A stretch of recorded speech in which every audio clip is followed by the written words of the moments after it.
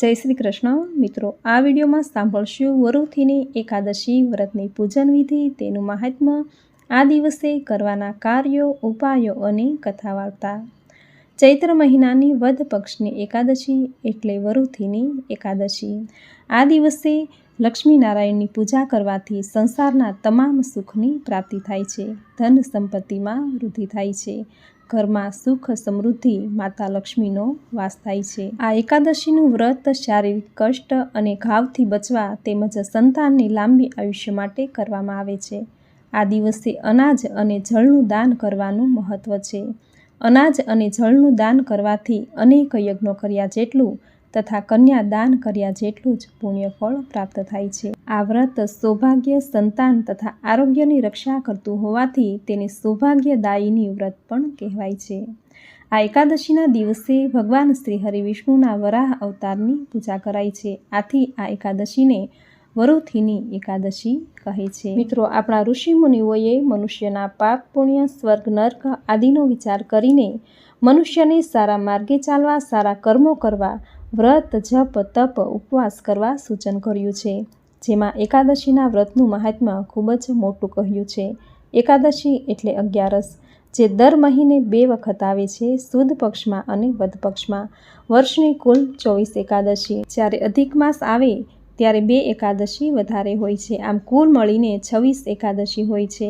આ દરેક એકાદશીનું મહત્વ અતિ ઘણું છે।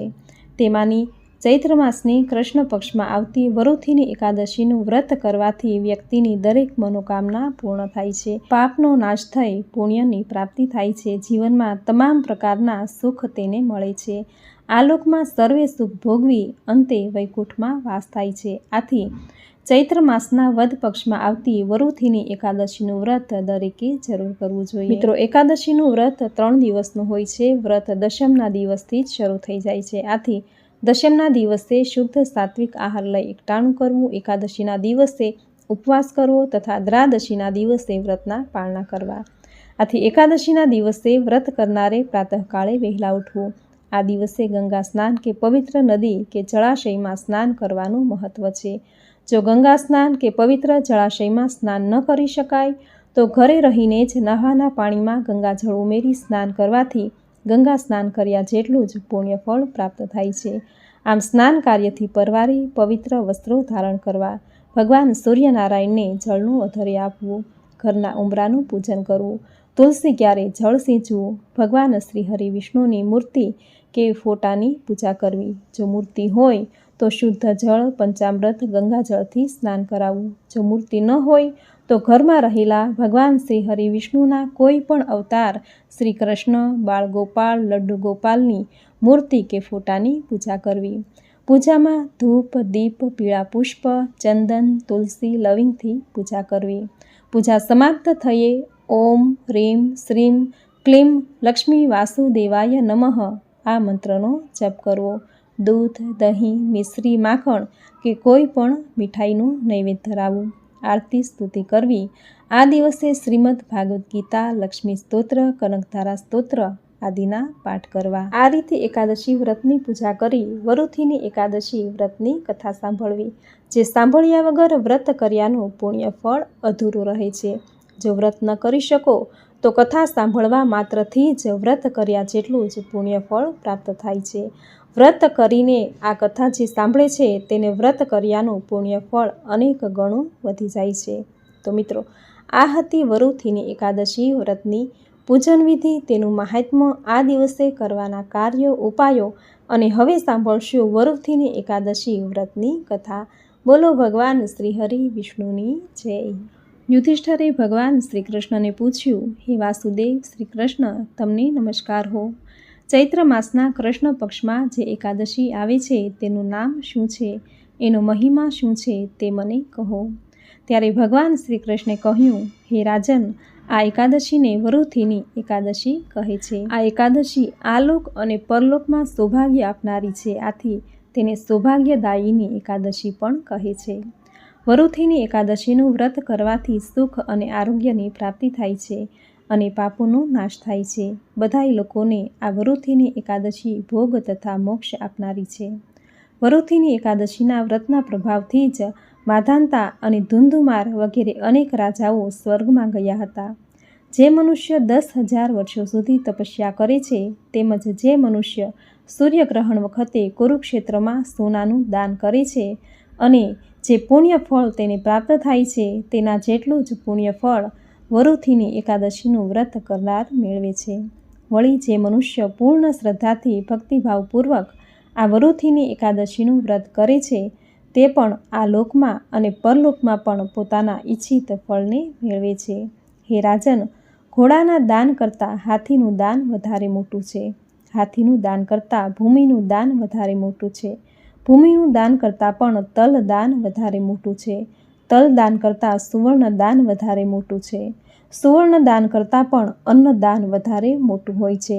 કારણ કે દેવતાઓ, પિતૃઓ અને મનુષ્યોને અન્નથી જ તૃપ્તિ થાય છે. વિદ્વાન પુરુષોએ કન્યાદાનને પણ અન્નદાન જેટલું જ શ્રેષ્ઠ બતાવ્યું છે. બંને સમાન ફળ આપનારા છે. કન્યાદાનના જેટલું જ પુણ્યદાયક ગોદાન છે. એકંદરે અન્નદાન, કન્યાદાન અને ગોદાન એક સરખું પુણ્ય આપવાવાળા છે, એમ ખુદ ભગવાન કહે છે. આ બધાય દાનો કરતાં પણ વિદ્યાદાન સૌથી વધારે મોટું છે. આ વિદ્યાદાન કરવાથી મનુષ્ય જે ફળ મેળવે છે, તે જ ફળને વરુથીની એકાદશીનું વ્રત કરીને મનુષ્ય મેળવી શકે છે. જે લોકો પાપથી મોહિત થઈને કન્યાના ધનથી પોતાનું તેમજ પોતાના કુટુંબનું ભરણ પોષણ કરે છે, તેના પુણ્યનો ક્ષય થાય છે અને તે યાતનામય નરકમાં જાય છે. તેથી કોઈ પણ પ્રકારે કન્યાનું ધન પોતાના અંગત કામમાં લેવું ન જોઈએ. છતાં જે લોકો ધનના લોભથી કન્યા વિક્રય કરીને કન્યાને વેચીને તેનું ધન લે છે, તે હે રાજન, મર્યા પછી બીજા જન્મમાં બિલાડો જ થાય છે. આ નિશ્ચિત છે, તેમાં કોઈ ફેર પડતો નથી. પણ જે મનુષ્ય પુણ્ય નિમિત્તે પોતાની શક્તિ અનુસાર વસ્ત્રો, ઘરેણાં વગેરે આપીને શણગારેલી કન્યાનું પવિત્ર ભાવનાથી દાન કરે છે, તેના પુણ્યની ગણતરી ચિત્રગુપ્ત પણ કરી શકતો નથી.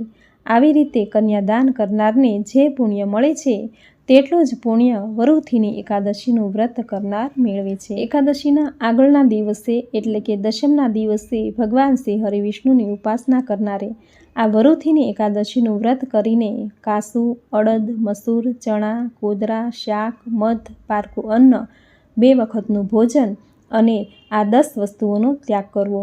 ત્યાર પછી 11ને દિવસે વરુથીની એકાદશીનું વ્રત કરીને જુગાર રમવો, ઊંઘ લેવી, પાન ખાવું, દાંતણ કરવું, બીજાની નિંદા કરવી, બીજાની ચાડી ખાવી, ચોરી કરવી, હિંસા કરવી, ક્રોધ કરવો અને અસત્ય બોલવું, આ 11 વાતોનો ત્યાગ કરવો જોઈએ.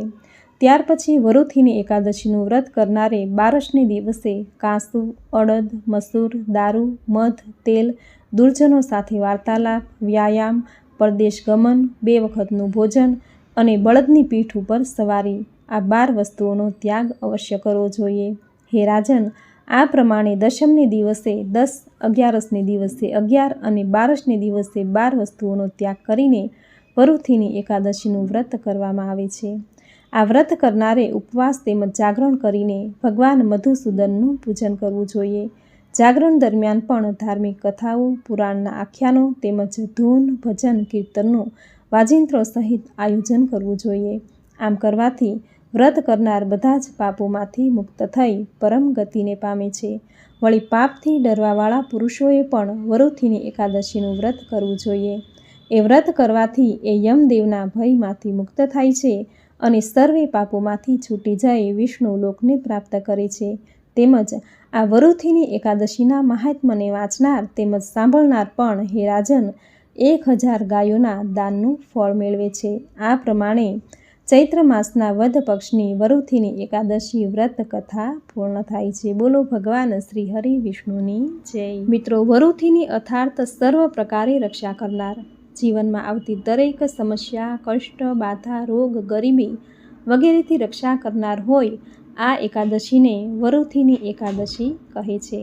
આથી જે કોઈ મનુષ્યને જીવનમાં આવતી દરેક કષ્ટ, બાધા, રોગ, ગરીબીમાંથી મુક્તિ મેળવવી હોય તો આ એકાદશીનું વ્રત જરૂર કરવું જોઈએ. આ એકાદશીના દિવસે અન્ન અને જળનું દાન કરવાથી અનેક યજ્ઞ કર્યા જેટલું પુણ્ય ફળ પ્રાપ્ત થાય છે.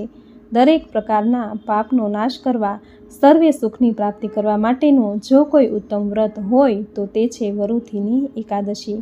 શાસ્ત્રોમાં કહ્યું છે, કે ઘોડાના દાન કરતાં હાથીનું દાન શ્રેષ્ઠ છે, ભૂમિ દાન કરતાં તલનું દાન ઉત્તમ છે, તલના દાન કરતાં સુવર્ણ દાન અતિ ઉત્તમ છે, સુવર્ણ દાન કરતાં અન્નદાન સર્વે શ્રેષ્ઠ છે, કારણ કે દેવતા, પિતૃ તથા મનુષ્યોને અન્નથી જ તૃપ્તિ મળે છે. આ એકાદશીમાં અન્ન અને જળના દાનનું મહત્ત્વ વધારે હોવાથી આ એકાદશી ઉત્તમ પુણ્ય ફળ આપનારી છે. આથી આ એકાદશીનું વ્રત દરેકે જરૂર કરવું જોઈએ. પરંતુ જે વ્યક્તિને આ એકાદશીનું વ્રત, પૂજા, ઉપવાસ કરવો છે, કરી શકવા સમર્થ નથી, તો તેમણે મન, વાણી અને વચનથી પવિત્ર રહીને પણ એકાદશી કર્યાનું પુણ્ય ફળ પ્રાપ્ત કરી શકે છે. આ દિવસે જૂઠું બોલવું, કોઈની નિંદા કરવી, કોઈને કટુ વચન કહેવા વગેરે કાર્યો ન કરવા. આ દિવસે ગાયને લીલો ઘાસચારો ખવડાવવો, ઘરની બનાવેલી રોટલી ખવડાવવી, કૂતરાને રોટલી નાખવી, પક્ષીને દાણા ચણ નાખવા, કીડીને કીડિયારું પૂરવું, બ્રાહ્મણને દાન દક્ષિણા આપવી, જરૂરિયાતમંદને જરૂરી ચીજ વસ્તુ આપવી. આમ કરવાથી શ્રીહરિ પ્રસન્ન થશે. એકાદશી કર્યાનું પુણ્ય અનેક ગણું વધી જશે. ગરીબ ભૂખ્યા બાળકોને ભોજન કરાવવાથી દરિદ્ર નારાયણ રાજી થાય છે. આમ પૂર્ણ શ્રદ્ધા અને ભક્તિભાવથી એકાદશીનું વ્રત કરવું. જે કોઈ મનુષ્ય પૂરી શ્રદ્ધાથી આ એકાદશીનું વ્રત, પૂજા, ઉપવાસ કરે છે, તેમને સુખ, શાંતિ, સૌભાગ્ય, યશ, કીર્તિ, આયુષ્ય, આરોગ્ય, લક્ષ્મી, સંતાન પ્રાપ્તિ થાય છે.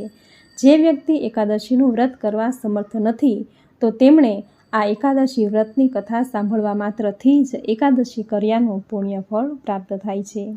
ભગવાન વેદવ્યાસે કહ્યું છે કે 5 અનુષ્ઠાનમાંથી વ્યક્તિ કોઈ પણ એકનું અનુષ્ઠાન જો કરે તો તેને કીર્તિ, સ્વર્ગ અને મોક્ષની પ્રાપ્તિ થાય છે. આ 5 અનુષ્ઠાનમાં પહેલું છે માતા પિતાની સેવા, બીજું છે સૌભાગ્યવતી સ્ત્રીએ કરેલ પતિની સેવા, ત્રીજું છે સર્વ પ્રત્યે સંભાવ રાખવો, ક્યારેય તારું મારું ન કરવું, ચોથું છે મિત્રનો દ્રોહ કદી ન કરવો, પાંચમું છે ભગવાન શ્રી હરિ વિષ્ણુનું પૂજન કે ભજન કરવું. આ 5 મહાયજ્ઞો શાસ્ત્રોમાં કહેલા છે. આથી દરેક મનુષ્યે એકાદશીનું વ્રત જરૂર કરવું જોઈએ. એકાદશીનું વ્રત ભગવાન શ્રી હરિ વિષ્ણુને અત્યંત પ્રિય છે. એકાદશીની તિથિ ભગવાન શ્રી હરિ વિષ્ણુની અત્યંત પ્રિય તિથિ હોવાથી આ વ્રત દરેકને માટે ખૂબ જ ફળદાયી છે.